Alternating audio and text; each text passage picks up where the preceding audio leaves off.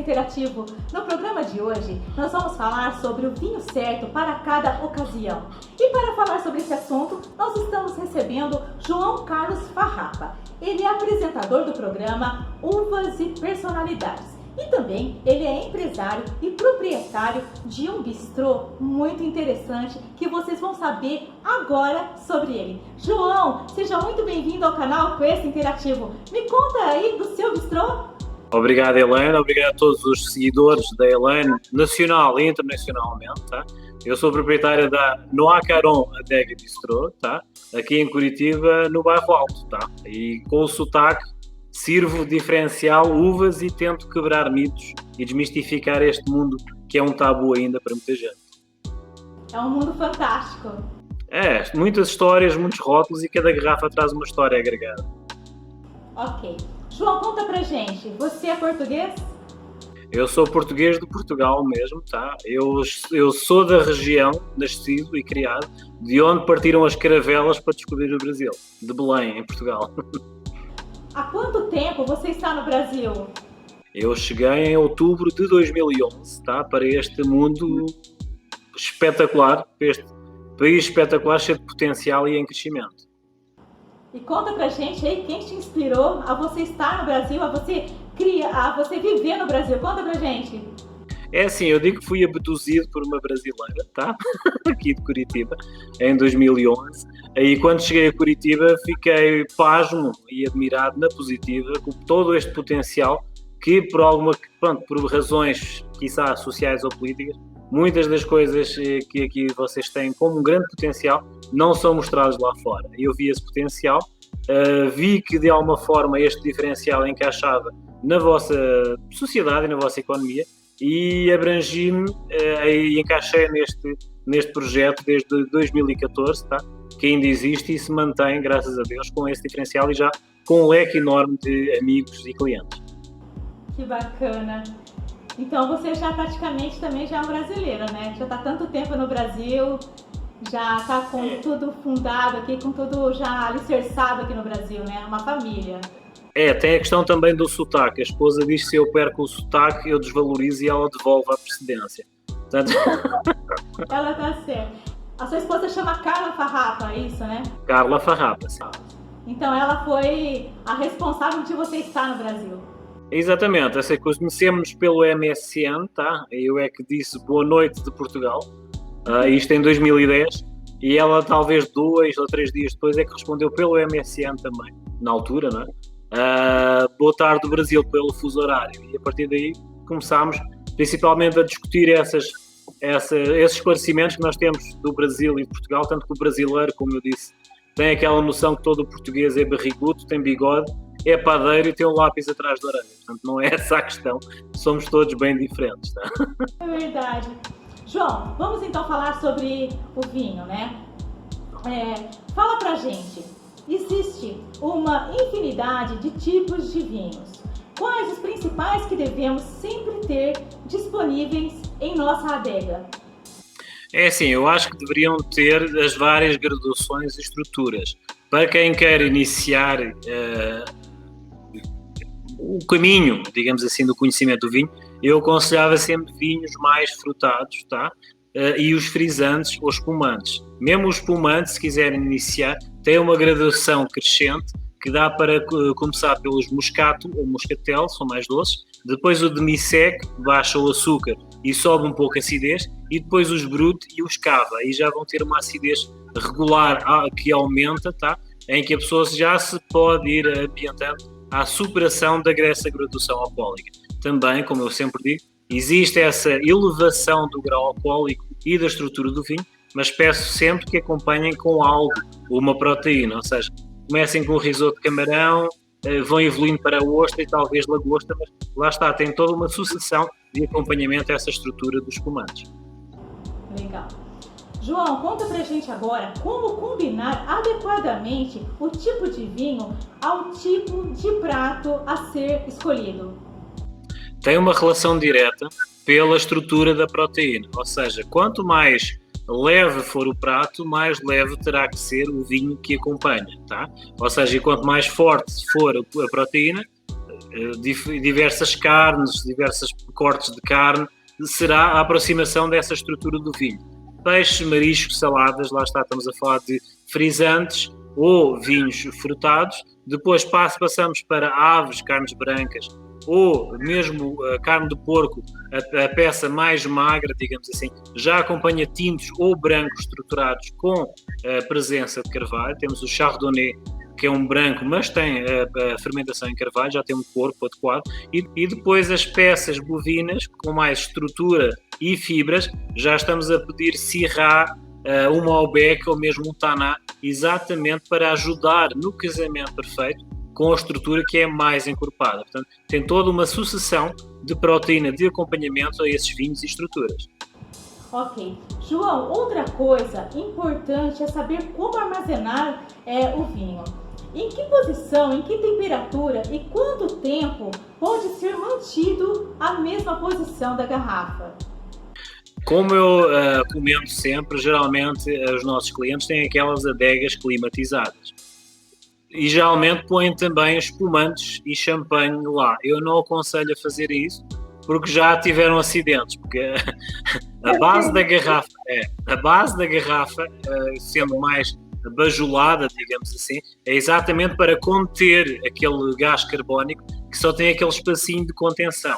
Geralmente, quando inclinam a garrafa de espumante, o espaço fica diminuído e a pressão aumenta.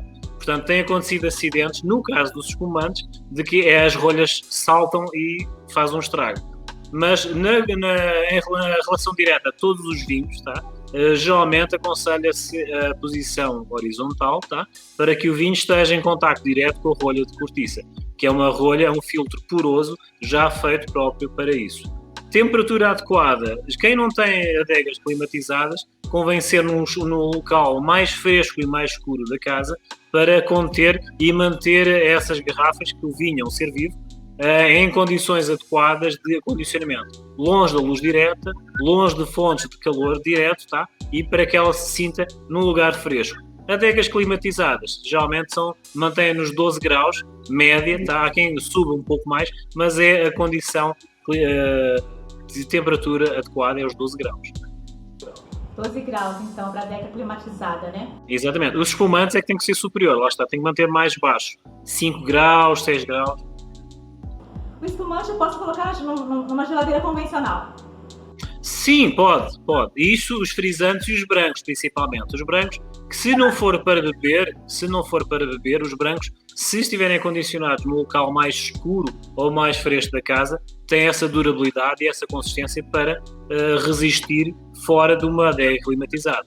Mas se estiver pronto a beber ou beber no dia seguinte, ou quiçá no final de semana seguinte, convém já pôr na terça-feira ou uma quarta-feira, já na porta da geladeira, tá? Já para ficar no ponto, já quando for servir no final de semana. Legal. João, a época do ano e o tipo de evento a ser servido também influencia na escolha. Exemplo, uma festa de casamento, um jantar social, um jantar a dois. O que você aconselha? Geralmente em grandes reuniões familiares, um casamento ou um evento, geralmente os sommeliers ou os restaurantes optam por vinhos fáceis de beber, em que não haja muito destaque ou desgosto, digamos assim, no palato. Geralmente optam sempre por espumantes doces, tá? Os moscatel ou os demi-sec, quando é um grande número de pessoas em grandes eventos, tá? Exatamente para não haver aquela discrepância de ter uma segunda opção, tá? Mas para que mantenham uma só opção para que seja do gosto geral, tá? Em eventos mais pequenos, jantar de família, etc., aí já podemos variar, e também na altura do ano, lá está, se pode variar entre climas mais frios, vinhos mais frutados ou mais encorpados de acordo com a proteína, mas também no verão há uma situação que é cultural vossa, vocês bebem a cerveja, nós bebemos lá o vinho verde e o vinho branco, lá está, é mais acessível, digamos assim, e mais cultural em relação à vossa cerveja. O vinho verde realmente ele é refrescante. Ele pro verão ele é sensacional mesmo. E hás de ver que muitos deles aproximam-se à graduação alcoólica de uma cerveja artesanal vossa, lá está. Só que lá está, é a temperatura que pede. A vossa cerveja geralmente não passa dos 4,5% de percentagem de álcool, mas a vossa cerveja culturalmente falando, é exatamente para matar a sede. Nós, em opção, a nossa cerveja é mais fortificada, tá? Tem só um grau a mais, mas nós optamos culturalmente por vinhos brancos e vinhos verdes, porque lá está, é acessível, tá? E é culturalmente disso, lá está, é essa a diferença. João, conta pra gente agora como saber apreciar um bom vinho. O que deve ser observado? Com que temperatura deve ser servido para aguçar os sentidos? E sabes que cada vinho tem uma personalidade própria, lá está, como eu costumo dizer, uvas e personalidades no meu programa, a questão de gostos pertence a cada um. Existe aquela curiosidade do rótulo que é muito conhecido, as pessoas querem experimentar, lá está, tem todo o direito, é exatamente esse método de marketing de curiosidade que puxa, mas cada pessoa tem uma uva indiretamente ou diretamente relacionada de acordo com o gosto.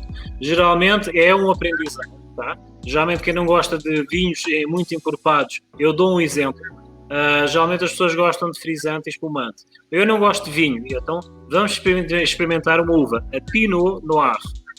Mas isso é tinto, pois, mas é a uva principal que compõe a composição de todos os frisantes e espumantes do mundo. E a pessoa, mas o Pinot Noir é tinto, exatamente. Mas quando vai a fermentar para os champanhes, eles tiram a casca para a fermentação e fica um vinho branco, frisante e espumante. Ou seja, há um passo à frente para que a pessoa se queira sentir essa curiosidade de experimentar a uva que faz o champanhe, mas sem gás carbónico e tinto. Ou seja, temos que puxar de alguma forma essa curiosidade para que a pessoa se sinta de alguma forma esse chamamento, essa curiosidade para se iniciar nesse mundo que é a degustação do vinho. Mas não podemos forçar porque lá está, é gradativo. Ótimo. Ô João, e também tem a questão também das taças, né? Qual taça você usar para um determinado vinho? Isso você pode estar passando para a gente numa outra entrevista, né, João? Correto. Mas é simples. Geralmente, assim, podemos começar pelo espumante. As flute, tá? Aquelas tacinhas bem estreitinhas, tá? É para manter o gás carbónico e fazer aquele perlage, tá? Aquela ascendência da borbulhagem, como eles chamam o perlage, para ser mais bonito e para conter mais. Vinhos mais frutados, mais envelhecidos, convém que a abertura do copo seja mais ampla, tá? Para que entre em contacto mais diretamente com o oxigênio, para libertar todo aquele tom floral, aquele buquê, como eles chamam. Mas é um percurso, tá? É uma aventura, mas isso é fácil. Você sabe que a taça, quando você está tomando um espumante, as pessoas têm mania de fazer assim, né? Dar aquela chacoalhadinha, né? E aí quando você faz assim, sai tudo... O espumante é assim, geralmente quando se faz esse movimento ao copo, não é frescura, tá? É frescura, é técnica. Geralmente usam-se isso em vinhos, tá? Tintos, mas geralmente faz-se em copos onde a parte superior seja mais aberta. O objetivo é aerar o vinho, tá? Que o objetivo é, a partir do momento em que o vinho circula, está a entrar em contacto com o oxigênio, ou seja, vai libertar todo aquele álcool condensado, digamos assim, dentro da garrafa de vinho, e quando há aquela troca gasosa entre o oxigênio e o ar que tinha dentro, tá? Ao fazer isso, ele vai fazer essa troca gasosa com o oxigênio que nos rodeia. Tanto que vocês sentem aquele primeiro aroma, tá?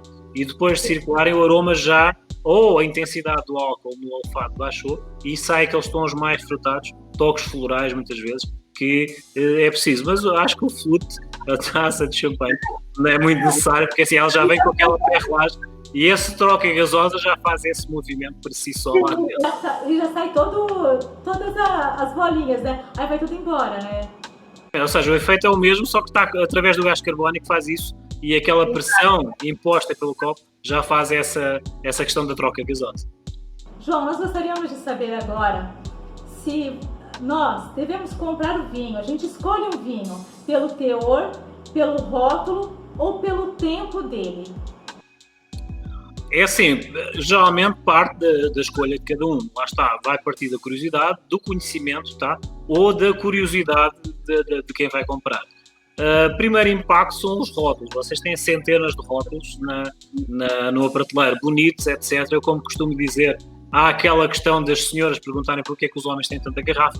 Em compensação, as senhoras têm muitos sapatos. Há uma compensação genética, tá? Portanto, é exatamente o mesmo contacto que nós temos com uma prateleira de vinhos, é exatamente essa parte chamativa que há rótulos mais chamativos para puxar a curiosidade. Uma das coisas que eu chamo sempre a atenção é assim, vejam as uvas com as quais vocês se identificam, tá? E a partir daí vocês evoluem no rótulo. Há um vinho de bolso com a mesma uva que existe um vinho mais caro, tá? Mas a uva é a mesma. As condições e o marketing dele é muito superior muitas vezes. Mas vocês podem ter acesso à mesma experiência com uvas em rótulos mais acessíveis, tá? Em que vocês podem apanhar esse aprendizado gradativo com a mesma uva, tá? Depois é uma questão de evolução. Vamos experimentar a mesma uva de um rótulo de um valor superior, exatamente porque tem mais anos, tá? E depois, a partir do reconhecimento de uma uva base, vocês vão evoluindo, tá? Mas é assim, há vinhos de bolso, há vinhos acessíveis, há vinhos em que nós podemos gatinhar e vocês têm uma riqueza enorme nas vossas prateleiras, vocês têm a América Latina toda numa prateleira, mas inicialmente eu aconselho sempre, iniciem por aqueles vinhos de bolso, tá? E depois dê um pulo para a frente, mas caracterizem somente a uva, tá? Olha, vou Cabernet Sauvignon nacional. Pronto, agora tem mais R$5 um Cabernet Sauvignon do Chile, tá? Mas vocês identificando a uva vão crescendo, mas com a mesma uva linear. E, mesmo agora, já se vêem rótulos muito bonitos, tá? Com vinhos acessíveis, tá? Mas é assim, é gradativo, tá? E é acessível. Não se quer... o meu objetivo aqui no meu espaço é quebrar esse elitismo, tá? E identificar essas questões para que haja uma proximidade mais acessível à cultura do vinho, à cultura do país que o faz e ao vosso palato, que é assim, nós ainda estamos a crescer aqui no Brasil e tem um potencial enorme, isso, sem dúvida. Muito bem. Ô João, agora, existe aquele melhor vinho? Ou é aquele que você vai lá, você pega ele, prova ele e fala assim, eu gostei desse vinho? Então eu vou fazer uma comparação. As senhoras quando vão a uma sapatilha escolher um sapato, eu vou fazer uma pergunta. Existe o melhor sapato? Existe o sapato ou existe aquele sapato? Eu acho que a comparação é a mesma, tá? É assim, no nosso caso, quando é o vinho, assim, existe aquele que muitas vezes passa uma informação acessível em qualquer meio dos mídias, em que geralmente puxam características interessantes. E aí sim há primeiro contacto que a pessoa diga assim, este é o melhor vinho que eu tomei. É sempre uma opinião pessoal, tá? O vinho que existe há um poder de marketing enorme que muitas vezes necessita, é um mercado, tá? Mas geralmente quando se escolhe o melhor vinho, o vinho ou aquele vinho, acho que é uma questão de escolha pessoal, sempre, tá? Porque sempre se diz, está escrito em vários sommeliers, escrevem vários livros, dizem que o melhor vinho que se prova é aquele do qual nós gostamos e ficamos sempre a gostar. Outra frase que eu acho espetacular de um sommelier, Enrico Bernardo, que eu sigo há bastante tempo, é italiano, foi um dos sommeliers premiados, o melhor sommelier do mundo em 2014. Há uma frase que eu gosto de sempre frisar: o bom vinho é como aquele perfume daquela mulher que você sentiu pela primeira vez e nunca vai esquecer. Assim, portanto, acho que é uma comparação bem subtil e bem romântica que nós damos àquele vinho, sabe? Aquele vinho que fica na nossa mente. É muito lindo. Inclusive, essa comparação que você fez com os sapatos realmente justo, é muito justo. Mesmo porque ainda a mulher acaba saindo ganhando. Além dela, tratar bem o marido, né? Porque aí o marido vai estar também comprando vinho, vai estar fazendo a vontade do marido, ela também vai poder também estar degustando esse vinho. Então é justo. Não é concorrência, tá? Não é concorrência. Não, tá fazendo, eu achei bem justo. Mas olha, foi justo, viu? A mulher acaba sempre ganhando, viu, João? Sempre que a mulher acaba ganhando. Acho que é psicologia inversa. Verdade. João, conta pra gente, existe um tipo de vinho saudável para aquelas pessoas aí que gostam de praticar esportes, que gostam de manter o corpo certinho, para essas pessoas aí que comem aquelas comidas saudáveis. Existe um vinho saudável? No modo geral, o vinho em si tem todas as composições para ser saudável, tá? Mas é como qualquer coisa, tudo que seja em excesso é nocivo. Um copo de vinho à refeição, tá? É sempre saudável, tá? Tem propriedades, e então agora nesta fase estamos a atravessar, é sempre saudável, tá? Mesmo que a pessoa não esteja a tomar medicação, à refeição tomar um copo de vinho, tá? Mas quem não gosta, geralmente tomam aqueles adocicados, lá está, é cultural, mas experimentem de vez em quando uma coisa suave, não adocicada, mas frutado, que aí vai encaixar perfeitamente. No caso da minha avózinha, que já não está cá, tá? e as nossas avózinhas lá em Portugal, eles têm um truque, tá? Que antes de deitar bebem sempre um cálice do vinho do Porto antes de deitar, tá? Faz bem ao coração, é anticoagulante natural, tá? E é sempre saudável, tá? Portanto, mas tudo o que eu estou a dizer está no Google, tá? Portanto não é mentira, mas é um costume nacional que nós temos lá, é o copinho de vinho do Porto antes de deitar. Mas é verdade, o próprio cardiologista, ele fala para tomar uma tacinha de vinho, essa é verdade. Ô, João, conta pra gente agora, qual é o valor do vinho mais caro que existe? Isso é relativo, tá? É assim, há uma questão relativa do valor do vinho, e lá está um mercado de especulação, como se fosse um mercado de ações. Há safras que fazem um X de unidades de garrafas de um determinado ano, guardam um número de garrafas, os quais possam ser avaliados futuramente em avaliações. Mas as restantes quantidades de garrafas ficam a circular no mercado até que, num ano posterior, possam ser avaliadas e há uma sobrevalorização. E depois há a questão dessa sobrevalorização do mercado, as poucas e as existentes ainda no mercado, primeiro ponto, e segundo, a premiação que ela leva, ou seja, há duas formas de sobrevalorização desse vinho, exatamente, porque já existem poucas no mercado, tá? Foram avaliadas e premiadas e então tens o preço da garrafa sobe automaticamente, primeiro porque já existem poucas daquele ano, não é? E lá está, puxa aquela curiosidade de todos a quererem ter, ou seja, vais ter um chamativo para que a pessoa invista num vinho que está premiado. Mas os valores são relativos. Eu, no meu caso, tenho um pequeno exemplo, vou ser breve. Eu fui aqui à Argentina, eu sei escolher, tá? Não fui ao rótulo, tá? Fui à nomenclatura e apanhei 6 garrafas em 2014 de um Santos Beck, tá? De 2003, e comprei cada garrafa por R$35, tá? Só tenho uma ainda, tá? O ano passado esse rótulo estava marcado no mercado, tá? A R$1.500 cada garrafa. Nossa! Ou seja, vês que o que é que aconteceu? De 2003 para cá desapareceram muitas, foi premiado e então as poucas que ainda existem sofreram essa sobrevalorização. É um mercado de ações também. Ele se torna raro também, né? É uma raridade. Mas é assim, é uma raridade com poucos anos e que todos podem ter acesso, entende? Quando uma pessoa vai comprar um vinho às vossas fronteiras aqui, Argentina, Chile, eu já não digo Paraguai porque há aquela questão, mas é assim, a Argentina tem bons vinhos e podem-se achar vinhos de anos anteriores com essa nomenclatura de reserva, que vocês podem fazer um pequeno investimento que uma questão de 5, 6 anos depois vocês vão ver esse investimento com o triplo do valor exatamente por causa dessas curiosidades. Olha, você acredita que você aí comprar o vinho então e você deixar ele um tempo, você primeiro tem que saber escolher, né? Você escolheu, é um investimento? É um investimento. Para nós é tradicional primeiro fazer uma questão em Portugal. Geralmente compramos vinhos com essas características que aguentam muitos anos, tá, de reserva, e oferecemos aos nossos familiares as quais as crianças nasceram há pouco tempo.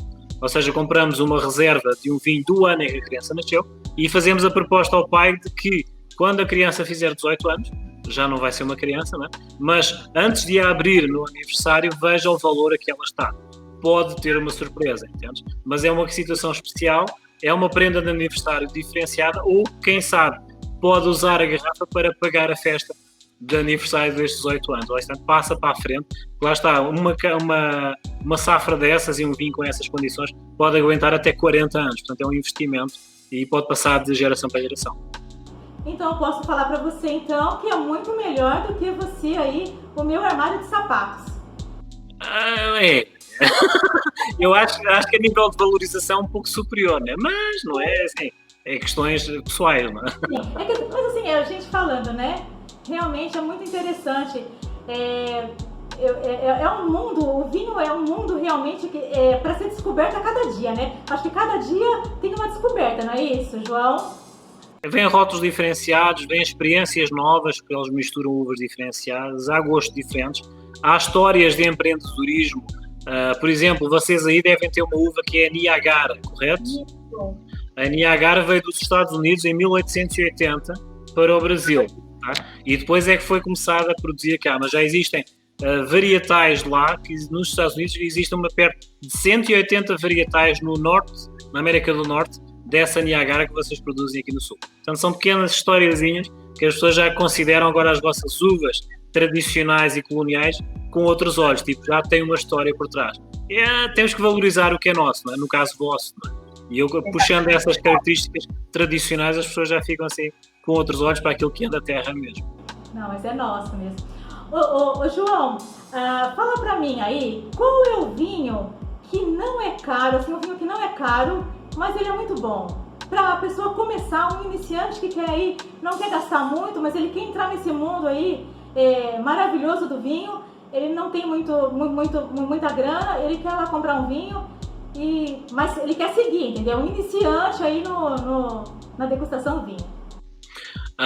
Nos vossos mercados atualmente já existem vinhos, inclusive de Portugal, tá? A preços acessíveis, na média de R$28. São vinhos, vocês têm vinhos alentejanos, tá? Os vinhos do norte são mais encorpados, têm uma estrutura que se assemelha ao vosso Tanat e Malbec, tá? Mas os vinhos alentejanos têm uma estrutura semelhante a uma Carmenère e Merlot, tá? São vinhos frutados que vocês são acessíveis, tá? Em que vocês podem fazer essas harmonizações com vossos pratos num churrasco, tá? Vinhos frutados podem usar num churrasco, mas nas peças menos nobres, tá? Aquelas peças com menos gordura. Eu acho que é um vinho acessível, tá? É um vinho estrangeiro, é um vinho importado, tá? Em que vocês já podem ter uma experiência diferenciada. E, posteriormente, podem ter esse vinho alentejano português importado, tá? Lá está toda aquela nomenclatura de status que não é necessária, tá? Em que vocês podem usar num Carmenère chileno e vocês conseguem fazer essas comparações cara a cara, sem qualquer tipo de complicação. Então é um mundo aí que você pode, qualquer pessoa que tem um paladar, ou que quer realmente, né? Porque é muito interessante esse mundo do vinho. Além de ser um paladar, tem toda uma questão de momentos especiais, né? Mas a gente falou, né? Cada ocasião especial, um vinho, né? Então é muito bacana isso. Correto. E existe sempre aquela questão de diferencial, sabes? É assim, muitas vezes o contacto agora, vamos ver se espalhamos a palavra aqui, é assim, como eu digo, assim, cada pessoa tem uma personalidade, cada personalidade é a personalidade de uma uva, sabes? É assim, geralmente nós vemos aquelas pessoas que lutam na vida, são bem organizadas, etc. São pessoas que querem um vinho que acompanhe a personalidade. Estamos a falar de vinhos mais estruturados. Depois temos aquelas pessoas mais sensíveis, que gostam de um diferencial mais distinto, vamos para os vinhos tintos frutados, ou para um Chardonnay, que é um branco com presença de carvalho, já traz tons torrados, já traz um final de dia, em que a pessoa quer relaxar, pega num vinho branco fresco, um Chardonnay, a presença de carvalho vai dar aquela calor interno enquanto está a ser consumido, ou quando está a fazer o jantar, vai relaxar. Há momentos e há vinhos que realmente eu consigo. Não é psicologia, não é uma questão de bola de cristal, mas tem a ver muitas vezes com a personalidade da pessoa ou o estado de espírito em que a pessoa se encontra ao final do dia. João, na sua opinião, qual é a ocasião certa que merece um vinho? Isso é relativo. Eu vou ser sincero, porque é assim, corre bem o dia, vamos comemorar, mesmo que a pessoa esteja sozinha em casa. Há aquelas garrafas de 275 ml que a pessoa diz assim, eu hoje quero provar um vinho bom numa garrafa de 275 ml, é caro, mas é mais acessível, mas eu mereço esse momento próprio e particular. E na questão do vinho rosé, é um vinho coringa, geralmente por uma ocasião onde o outro membro do casal quer oferecer um jantar surpresa, quando não sabe o que escolher, escolhe um rosé fresco, porque lhes dá bem tanto para carne como para peixe e é um vinho acessível. E depois há um jantar de família, massas, carnes, etc. Já estamos a falar em que podemos alargar a nossa imaginação para vinhos mais frutados e mais encorpados, mais quentes para o momento familiar. Sim, e o vinho também, um vinho bom merece uma companhia boa, né? Isso é fundamental. Quando bebemos o vinho sozinho é uma coisa. Agora, quando estamos acompanhados, há uma partilha de experiência, há um desabafo, há um comentário. Como eu digo, um bom vinho é sempre um bom diplomata. É verdade. Muito boa a definição, viu? Muito bom. João, eu gostaria agora que você deixasse as suas considerações finais. Assim, eu agradeço à Helena Bermites, tá? Esta ocasião de me conhecerem todos aqueles espectadores do canal dela. Tem uma referência que eu já comentei com ela e falo com todos vós. Ela está a ser vista internacionalmente, tá? Tanto pela comunidade brasileira lá fora, como também os estrangeiros que têm a mesma língua lusa aqui no Brasil lá fora. É muito aprazível o canal dela, mesmo online, portanto, sigam-na, tá? Foi isso que aconteceu. Conhecemos-nos por acaso, mas eu já a seguia antes dela me seguir a mim, portanto foi uma surpresa. Considerações finais, agradeço, tá, Helena? Espero que de alguma forma consiga descomplicar um pouco e espero que tenha uma próxima oportunidade para falar já de mais características, mais histórias e mais situações inusitadas.